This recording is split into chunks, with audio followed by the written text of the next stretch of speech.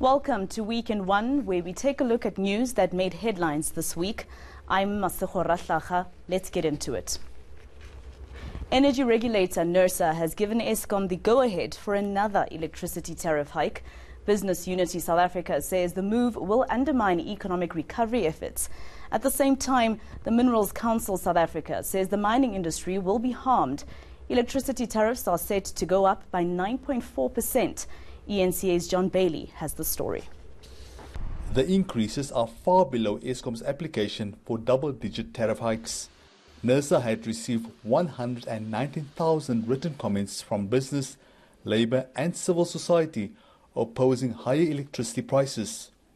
Business Unity South Africa is warning the economy won't be able to absorb above-inflation increases. The decision that we have really was driven by our own analysis, applying what the law requires of us to apply. So yes, it is sort of a fair balance, and at the end of the day we want to achieve optimal outcomes, and we believe that the decision tries to achieve that. It's a difficult task for the regulator. And experts say the unintended consequence would result in a further decline in Eskom's consumer base. That's because consumers are likely to seek more reliable and cost-effective alternatives. This in turn will exacerbate the power utilities problems.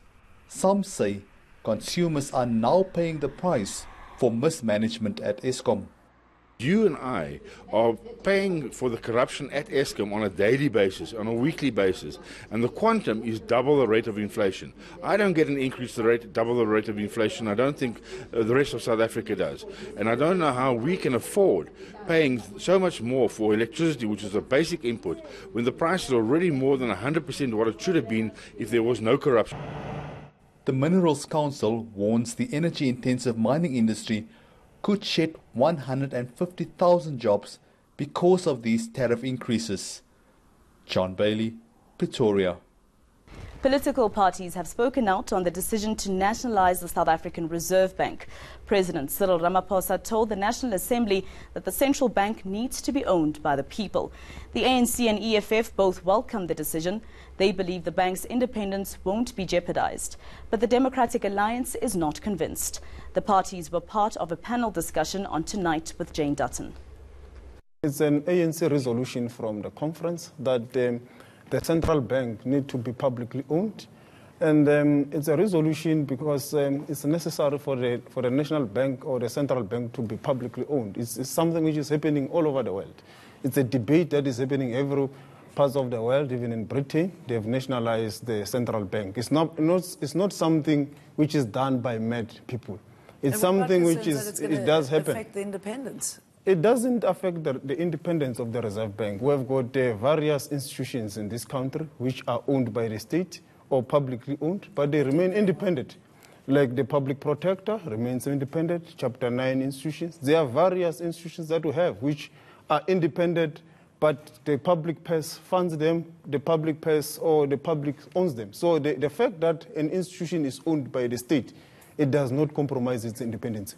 We must all remember that it was the EFF's proposal to make sure that the state establishes a state-owned bank and nationalizes the Reserve Bank. In fact, the EFF's position is that we need several strategic state-owned banks, of course, to intervene in the consumer market. So we need a retail state-owned bank, we need a housing state-owned bank, we need an agricultural state-owned bank to support our agrarian reform, because we want to propose an agrarian act, in fact, introduce an agrarian reform act as soon as we have a greater influence in government after the May 2019 elections. We just hope that the ANC will not flip-flop on this one. I think for the country to have policy certainty, you need to have clarity in terms of what the future of the Reserve Bank is. And the doublespeak that continues in the ANC is the one that creates the uncertainty in the market. We don't believe that it is necessary to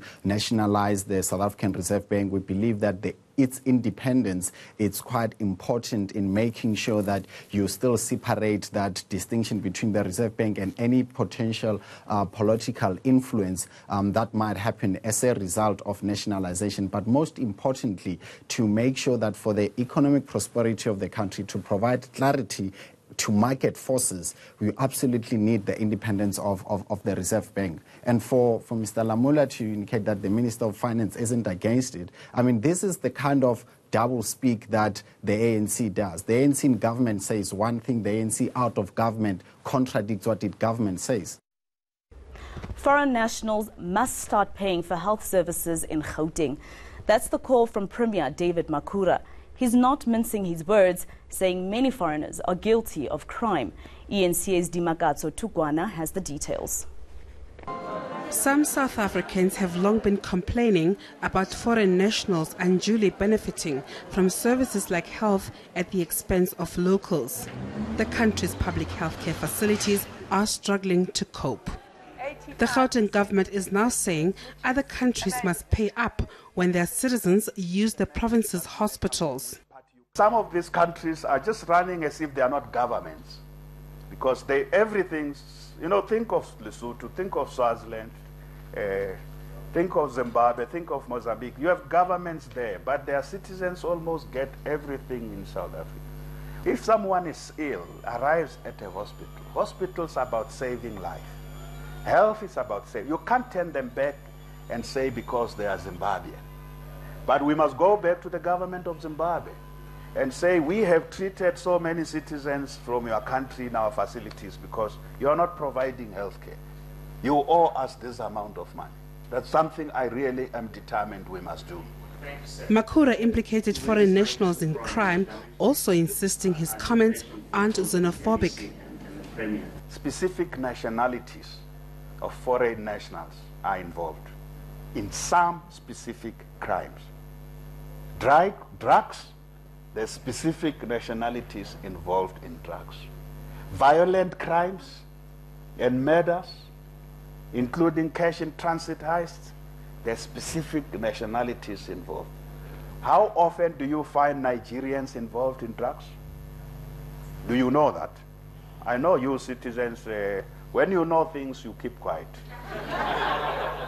We don't want to make Nigerians in general a problem, but we must ask the question, how do we have so many drug dens that are operated by Nigerians in our country? How does this happen? We've got to solve that problem. And we also have to make it a problem with Nigeria. Too many of your citizens are involved in this type of crime in our country. It's not xenophobia. Cash in transit heist, you must check who gets involved. Former soldiers in Zimbabwe and in Mozambique. But are these comments merely aimed at getting votes ahead of the May polls? It's both. It's realistic as well as political. This is the reality that has been there, that they have tried to ignore, especially because they didn't want to offend neighboring countries. However, the Gauteng government insists plans are well underway to force neighboring countries to contribute for services their citizens receive here. Dimakatso Tugwana, Johannesburg. Still to come, musician Mampintsha made headlines this week for beating his girlfriend Babes Wodumo. He's defended himself, saying she's a drunk and she attacked him. That story and more when we come back.